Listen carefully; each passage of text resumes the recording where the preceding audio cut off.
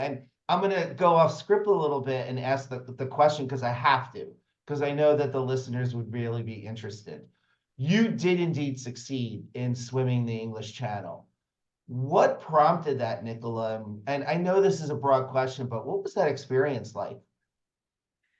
Oh, it was an experience, let me tell you, John. But the thing is, although I decided one year, I think it was going back in 2016, and I thought, I want to do something. I want to do something that's way out of my skill set. And also because I started delving into the areas of mindset and resilience and talking to professionals, just like the ones that are probably going to be listening to this podcast, is that in order for me to stand up and talk about this subject, I need to stretch myself. I need to experience it myself. So back in 2016, I thought, you know what? It's always been on my bucket list. Crazy thing, because like I said, just about swim a few lengths of a pool. And I thought, yeah, why not me? I'm going to swim the English Channel. Well, you can imagine, John, it didn't go well. Okay, it really didn't go well. And I was in the water for about 14 and a half hours. And then the pilot of the boat decided, because of the onset of hypothermia and it was very dangerous, I was stuck in a current for 2 hours, that the only thing that they could do is to pull me out. But when I got out and I got on that boat, the pilot said something very interesting to me, which I also mentioned in my TED talk, and it's actually the title of my TED talk. And he said this, he said, hey, listen, Nick, don't worry about it. This is what we call unfinished business. And I sat back and I thought, yeah, you're right. I'm going to get back in and do it again. Not at that moment. Okay. I wasn't in any fit state at that moment. But I went away and I thought, I love that term, unfinished business. It's not failure, it's reframing failure. And failure is good. Okay. We have to fail hard, fail fast. But it's that term, unfinished business. And I always like to take that into schools as a UFB.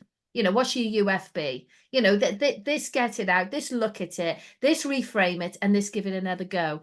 And in 2019, I jumped back in. I didn't actually jump in, I just stepped in in a very cowardly way because it was pitch black.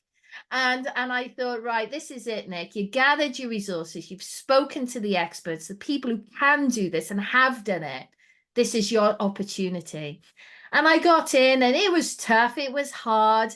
And I think the hardest thing for me, and I'm going to mention a strategy here as well that I take into schools. The hardest bit for me was the first 2 hours because it was dark, it was cold. I couldn't see my hand in front of my face. And going back to your kind of term there that you were saying about all the sharks. Well, I don't know if there were sharks there, but what I do know is that I had the theme music to Jaws playing in my head left, right, and center. Okay. I wasn't in a good place. And I had this little voice in my head, our inner voice, the one that's mentioned in the book, The Chimp Paradox, and Carol Dweck's book on mindset. That inner voice that kept on saying to me, get out, get on that boat. And as soon as you touch that boat, you're disqualified for a channel swim. And if anybody sees the film Naiad with Diane Naiad, you know, it says the same thing. You touch anything, it disqualifies you. And this little voice was going over and over again, get out, you're such a stupid woman. What are you doing this for? You can't even swim properly. But then I silenced the voice by delaying the urge to give up, by saying this. That's okay, Nick. You can get out. You can get on that boat. That's fine. But not right now. You can get out in a few hours' time when the sun comes up. And my little voice in my head thought, do you know, I can do that. I can do a few more hours. That's fine. And I delayed the urge. And of course, as soon as that sun came up and my body started to get a little bit warmer, just a tiny bit warmer, I thought, well, hey, this go, I can do it. And that's a strategy that I always take into children. That is, look, you're going to want to give up. That's fine. But just delay it for a few seconds, a few minutes, a few hours, a few days, a few weeks. It doesn't matter. Just delay it, because it's so easy to give up when things are not going our way.